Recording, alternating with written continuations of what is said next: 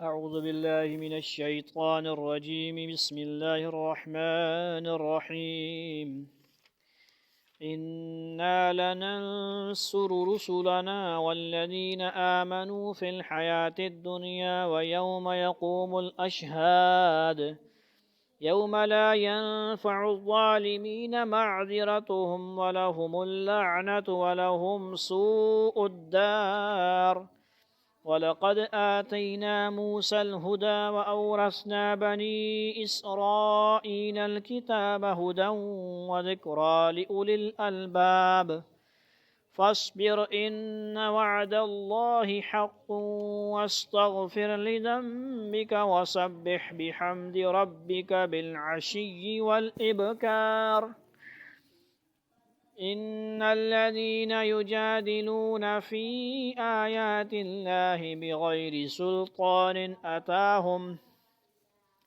إن في صدورهم إلا كبر ما هم ببالغيه فاستعذ بالله إنه هو السميع البصير لخلق السماوات والأرض أكبر من خلق الناس ولكن أكثر الناس لا يعلمون وما يستوي الأعمى والبصير والذين آمنوا وعملوا الصالحات ولا المسيء قليلا ما تتذكرون إن الساعة لآتية لا ريب فيها ولكن أكثر الناس لا يؤمنون وقال ربكم ادعوني أستجب لكم إن الذين يستكبرون عن عبادتي سيدخلون جهنم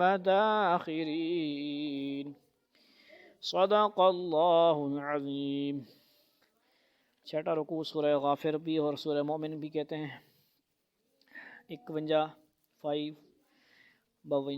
51 آیت سے اِنَّا لَنَنصُرُ رُسُلَنَا وَالَّذِينَ آمَنُوا فِي الْحَيَاةِ الدُّنْيَا وَيَوْمَ يَقُومُ الْأَشْهَادُ اِنَّا بے شک لَنَنصُرُ ضرور مدد کرتے ہیں ہم رسولنا یعنی اللہ اپنے رسول یعنی جمع کا صیغہ استعمال کیا والذین اور جو لوگ آمنوا ایمان لائے فی میں الحیات زندگی الدنیا دنیا دنیا دنیا دنیا ویوم اور جس دن یقوم کھڑے ہوں گے الاشہاد گواہی دینے والے۔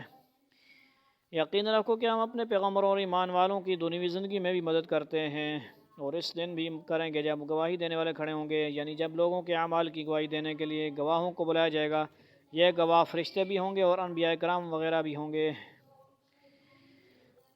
یوم لا ينفع الظالمین معذرتهم ولهم اللعنۃ ولهم سوء الدار جس دن ظالموں کو ان کی معذرت کچھ بھی کام فائدہ نہیں دے گی اور ان کے حصے میں پھٹکار ہوگی اور ان کے لیے رہائش کی بدترین جگہ ہوگی۔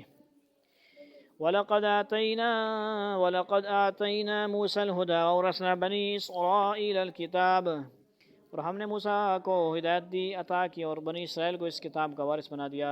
ہدی و ذکریٰ لأولی الالباب جو عقل والوں کے لیے ہی سراپا ہدایت و نصیحت تھی۔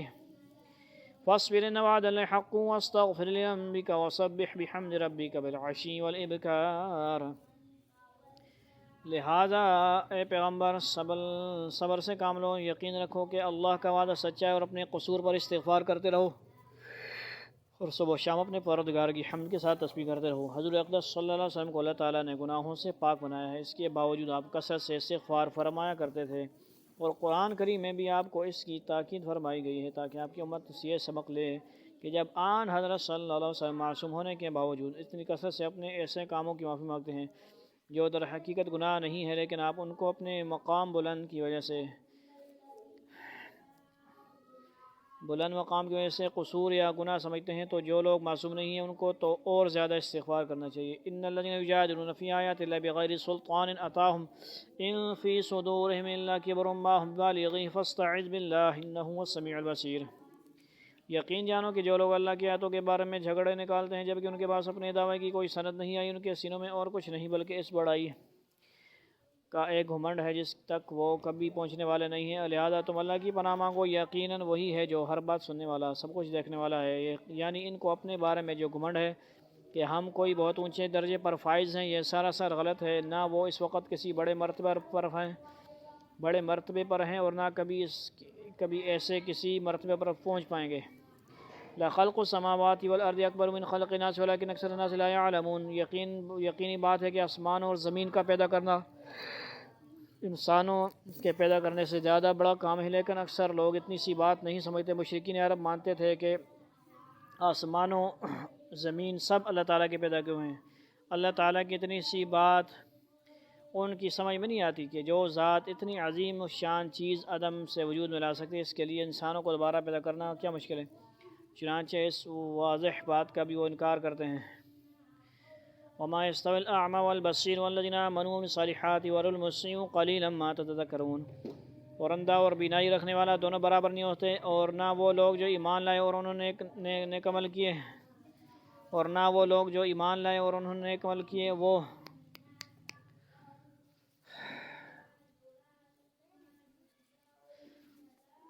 وہ اور بدکار برابر ہیں، لیکن تم لوگ بہت کم دھیان دیتے ہو۔ ان الساعۃ لآتیۃ لا ریب فیہا ولکن اکثر الناس لا یؤمنون۔ یقین رکھو کہ قیامت کی گھڑی ضرور آنے والی ہے جس میں کسی شک کی گنجائش نہیں ہے، لیکن اکثر لوگ ایمان نہیں لاتے۔ وقال ربکم ادعونی استجب لکم ان الذین یستکبرون عن عبادتی سیدخلون جہنم داخرین۔ اور تمہارے پروردگار نے کہا ہے کہ مجھے پکارو، میں تمہاری دعائیں قبول کروں گا۔ بے شک جو لوگ تکبر کی بنا پر میری عبادت سے منہ موڑتے ہیں، وہ ذلیل ہو کر جہنم میں داخل ہوں گے۔ اللہ تعالیٰ عمل کی توفیق نصیب فرمائے۔ وآخر دعوانا الحمدللہ رب العالمین۔ السلام علیکم ورحمۃ اللہ وبرکاتہ۔ وقت کی قلت ہے اس لیے ایک رکوع اور مختصر ترجمہ پر اکتفا کیا جا رہا ہے۔ والسلام علیکم۔